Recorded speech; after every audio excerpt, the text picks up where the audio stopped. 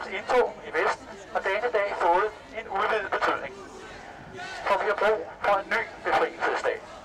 En dag, hvor tro følger af Mohammed og hans umenneskelige kriminelle religion ikke længere er en trussel imod vores demokrati. Der er mange lighedspunkter mellem nazismen og islam. De konservative og liberale alliance har som bekendt lukket lund og siger lige ud, at nazister og islamister er samme fedt. Men islamister mener de vist nok den form for muslimer, der følger islam til punkt og prikke, og det gør så ifølge forskning 75% af muslimerne i Europa. Det er ikke uden grund, at nazisterne arbejder tæt sammen med muslimer. Som Hitler sagde, muslimer vil altid stå os nærmere end for eksempel franskmænd. Det er heller ikke uden grund, at Hitlers bog Mein Kampf har været bestseller i Tyrkiet. Nu er jeg ud af at skulle sang. Ligheden er mange, både nazisme og islam, vil udrydde jøderne. De vil begge to overtage verdensherredømmet ved brug af krig og terror. De laver ingen plads til frafaldende, ytringsfrihed og demokrati. De er fascistiske og hylder begge en brutal patriarkalsk leder. Lad mig sige det sådan, islam er nazisme på nye flasker. Og ligesom i 1940 har vores ledere ladet den vade ind over vores grænser, uden skelen til den folkelige modstand. Og ligesom sidste mandag vil jeg citere lidt fra Gert Wilders, som fornøjelig talte i den amerikanske kongres. Efter 2. verdenskrig sagde vores ledere, aldrig igen. Aldrig igen vil vi tolerere en ideologi, der prædiker antisemitisme, politiske mord, massemord, undertrykkelse og slaveri. De lovede, at de aldrig ville glemme og altid huske de historiske lærestreger, vi fik under krigen. En af disse lærestreger var, at når man konfronteres med ondskab, skal man ikke stikke hovedet i sandet. I stedet skal man handle, før det er for sent. I 1930'erne kiggede de fleste politikere den anden vej. De prøvede at formidle ondskab. Appeasement kalder man det. Ved at tale pænt om og til dem, i håb om, at den ville blive moderat. Sikke nogle fjolser, og sikke en pris, verden måtte betale for deres naivitet. Og her står vi så i dag, trods de mange fine løfter for 70 år siden, om ikke at begå den samme historiske fejl. Så er det lige nøjagtigt, hvad vores ledere gør.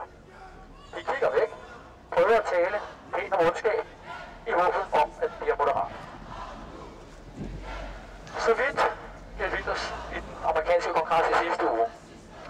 Jeg tror ikke selv, at det er for sent at redde vores civilisation og sikre vores børns og børnebørns frihed. Men jeg tror ikke længere, at det er muligt uden blod, sved og tårer. Det kan man vist roligt sige efter den seneste tids terrorangreb. Desværre går tingene ikke i den rigtige retning. Tværtimod. Og skal civilisationens kamp imod barbarerne vindes, skal der andre boller på suppen. Og her kommer 4 idéer til, hvordan vi kan forvente skuden og få en ny befrielsesdag. Der er gang i dem derovre. Den første handler om, hvad der kan komme til vores lande. Hvem der kan komme til vores lande.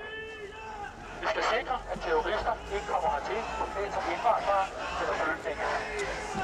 Vi skal stoppe strømmen af indvandrere og flygtninge fra kultur, som forfærdiger en religion, som prædiker had, vold og drab på os andre. For det andet må vi håndhæve grundlovens paragraf 67. Den forbyder religioner, der prædiker en lære, der strider imod sædeligheden og den offentlige orden. En religion, der udråber alle anderledes tænkende som legitime mål for voldtægt, røveri, vold og drab, kan vist ikke sige at være på linje med dansk sædvane eller islamisk, eller den offentlige orden. Jo, islamisk orden sikkert, men ikke den danske offentlige orden. Vil man have en moské eller en islamisk forening, hvor en afsværgelse af Koranens kriminelle vers eller lukke butikken? For det tredje må vi stå fast på, at Danmark er et sekulært samfund. Vi skal selvfølgelig holde fast i vores kristne kulturarv, som også ikke-kristne danskere føler naturligt. Men enhver form for islamisering gør det attraktivt for fundamentalistiske muslimer at flytte til Danmark, og dem har vi flere end nok af. For det fjerde er vi nødt til at dømme jihadister og deres støtter. Jihadister og deres støtter for landsforræderi. Straffen må være landsforvisning til lande, der gider tage dem.